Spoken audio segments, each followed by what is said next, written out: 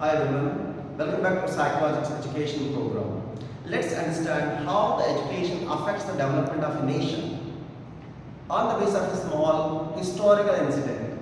In the year 1867, the Emperor of Japan, Kobe, died, because of due to smallpox. Now, his son, who was a 14-year-old boy, his name is Mutsuhito, was elected as emperor. And this 14-year-old child was asking different kind of variety of questions to his ministers, his courtiers. Now, those days, 1867, 1868 is a time European nations are trying to grab the nation Japan. And they want the trade. They try to force the Japan to enter with the trade deals. As per Japanese, the Europeans and Americans are barbarians, and these barbarians, why they are knocking the doors of our country? The emperor is asking to his minister, and the minister replies, they want to do the trade with us, my lord.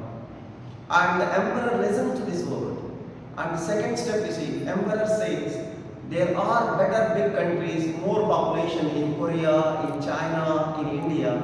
They should go to that side rather than coming to these small 4 islands. Then the ministers replied, they already reached there. Now they are not happy. The question comes, are they not happy? Then the person replies, another minister replies to the first king. He says, they are ruling those nations. If they are able to conquer the larger countries, more population, then what about we, 4 islands and less population? Then the emperor orders his ministers to go and visit what kind of trade they want to do.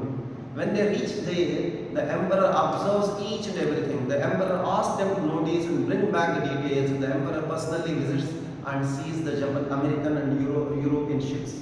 And he notices that these ships are massive and run with steam engines. And now he sees the Japanese fishermen boats. Then he sees the European American soldiers carrying the cannons, the rifles. Then he sees the Japanese katana and the arrows and the bows. Then he gets a dilemma here actually. He feels that these Europeans and Americans within a short period of time they are going to conquer the country. And same thing is going to happen. Now he makes a strategy. He informed the Europeans not to enter in the land, stay in the ocean and do the trade. So the trade was profitable to the European and American traders. They were very happy. So the first step taken by the emperor is here. The second step, he starts requesting the trading companies to send some teachers to educate his children, because through the education only the change is possible. He notices that education only can bring the change. So he took the support of the European and American teachers, and he invites those teachers and he frames the national education policy for entire Japan. And those children who get educated, who got the primary and secondary education in Japan, and he will approach again those companies to provide some visas for these students to study the higher education in Europe and America. The second step, again these children were selected, more than 1 lakh students were selected by the emperor, and emperor sends these children to Europe and America for higher education. And these children, once after the completion of the education, when they return back, he will ask these children to translate whatever the knowledge they acquired in the West in the Japanese language. Now, massive industrialization, technology driven, and he starts total change in his country. From a feudal society, Japan started turning into a modern industrial society during this time.